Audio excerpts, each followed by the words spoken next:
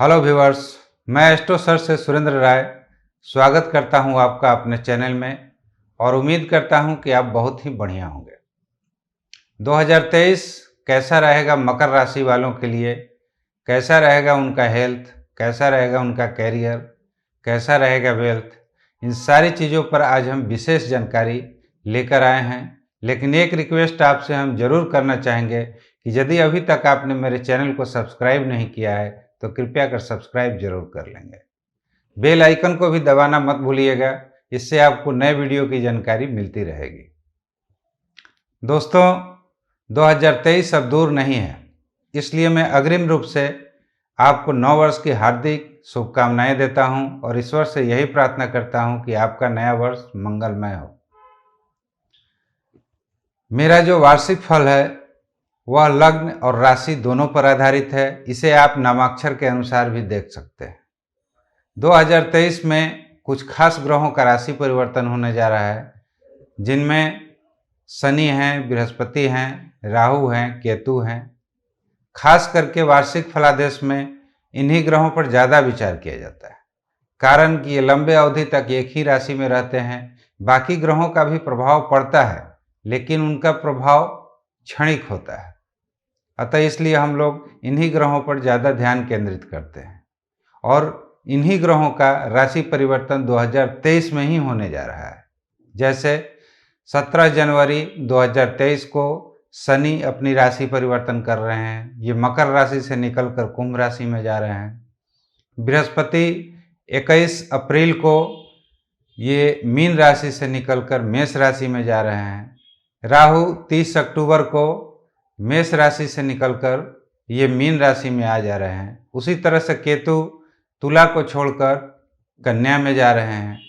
अतः आइए इन सब का क्या फलादेश होता है, इसके बारे में हम विस्तृत रूप से चर्चा करें। मित्रों, शनि अभी तक साल के प्रारंभ में तो आपके मकर राशि में थे, और जैसा कि यदि आप उस राशि से बिलोंग करते हैं तो इतना तो पता होगा कि आपके ऊपर शनि की 7.5 चल रही है, और ये 7.5 आपका लगभग 5 साल इस 2022 के अंत में पूरा हो जाएगा।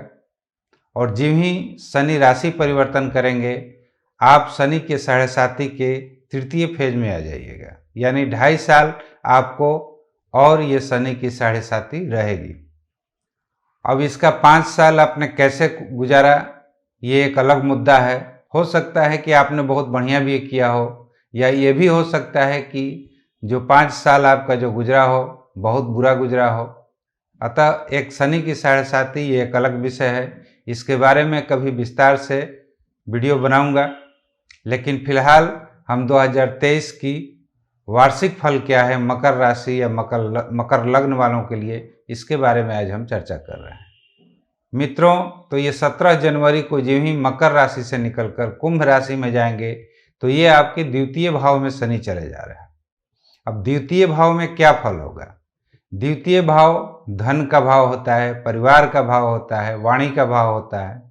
तो इतना तो निश्चित है कि धन के मामले में आप पूरे 2.5 साल लगभग सुखी रहिएगा। कोई भी रुका हुआ यदि आपका पैसा है तो वो आपको प्राप्त हो जाएगा।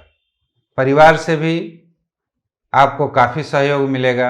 वाणी, हालांकि शनि के वाणी में थोड़ी कटुता जरूर होती है, लेकिन आपकी वाणी पर संयम रहेगी, इतना मैं जरूर कहूँगा।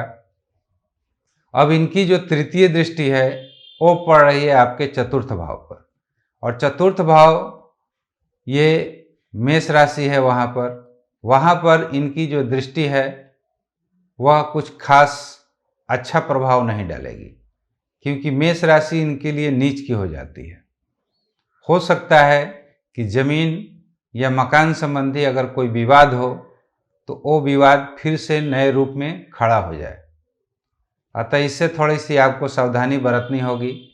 माता का स्वास्थ्य भी गड़बड़ रह सकता है। भौतिक सुख सुविधा की उपलब्धि भले काम के वजह से ही सही, लेकिन थोड़ी कम प्राप्ति होगी। अब इनकी जो सप्तम दृष्टि है वह जा रही है आपके अष्टम भाव पर। हालांकि अष्टम भाव इनका प्रिय भाव है, कंफर्टेबल उसमें रहते हैं। आयु भाव पर इनकी दृष्टि मिला जुला कर ठीक ही रहेगी। अब इनकी जो दशम दृष्टि है वह जा रही है आपके एकादश भाव में। एकादश भाव लाभ का होता है, आय का होता है, इच्छा पूर्ति का होता है। तो एकादश भाव में थोड़ी बहुत दिक्कत आपको आएगी, लेकिन चूंकि बृहस्पति की संयुक्त दृष्टि 21 अप्रैल तक वहाँ बनी हुई है, इसलिए कोई खास चिंता वाली बात नहीं है। इतना हो सकता है कि आय के अभी नए स्रोत नहीं खुलेंगे।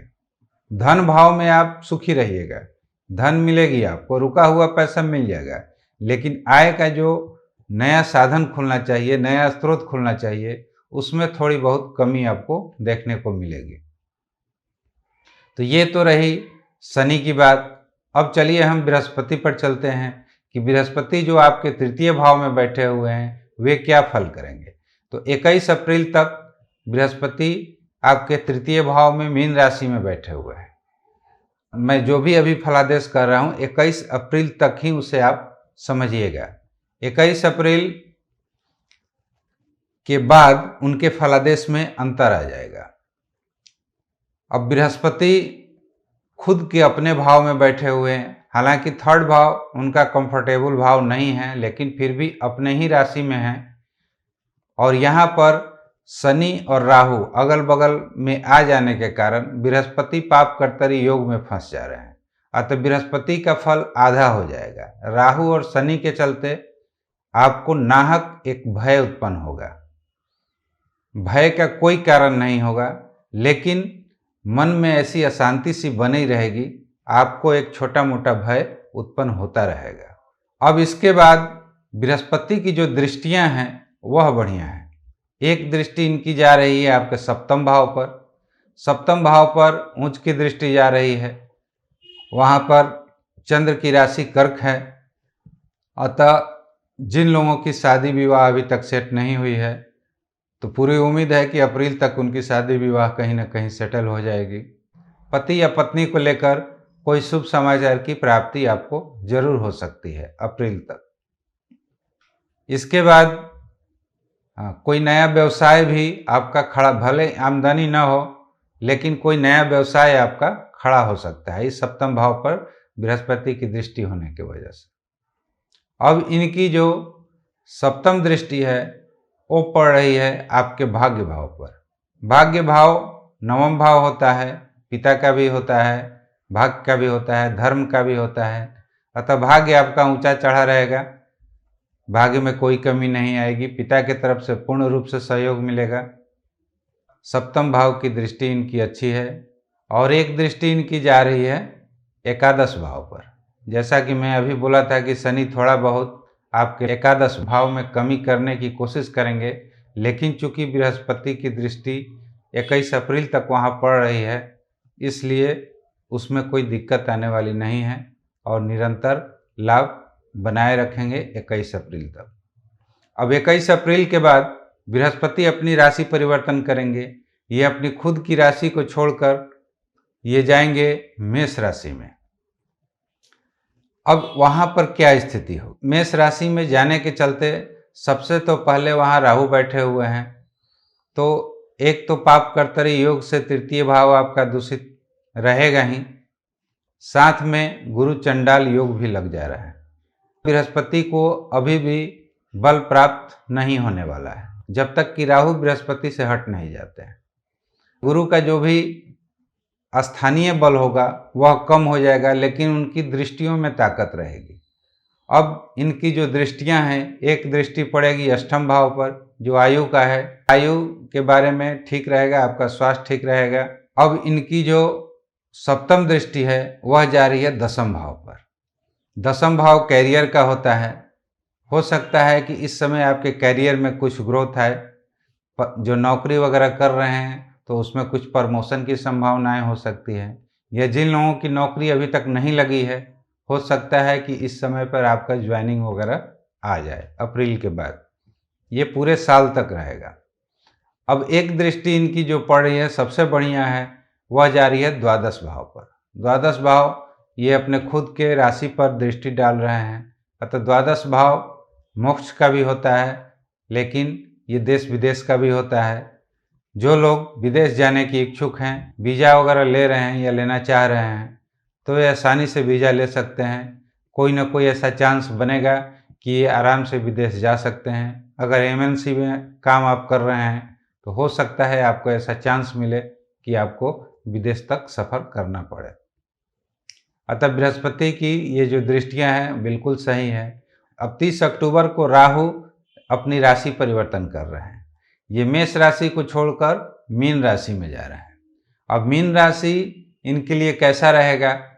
राहु के लिए मीन राशि तो कोई खास नहीं है, लेकिन ये तृतीय भाव में जा रहे हैं। अतः तृतीय भाव राहु के लिए बहुत ही बढ़िया भाव है।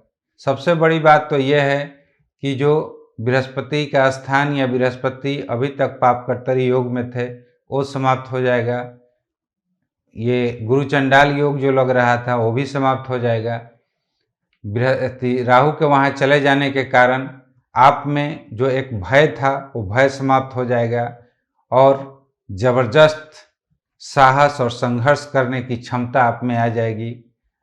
वही व्यक्ति जो आप एक समय डर रहे थे अब आप बोल्ड हो जाइएगा। अतः ये पूरा साल बहुत ही बढ़िया रहेगा। न सिर्फ एक साल बल्कि ये लगभग 1.5-2 साल तक आपका बढ़िया ही रहेगा, इसमें दो मत नहीं है। बाकी दोस्तों 2.5 साल आपका ये साढ़ेसाती रहेगा, उसके बाद इस साढ़ेसाती से पूर्ण रूप से आप मुक्त हो जाइएगा। अतः आज के लिए इतना ही। यदि मेरा कंटेंट अच्छा लगा हो तो कृपया कर लाइक, शेयर एंड सब्सक्राइब करना ना भूलें। नमस्कार।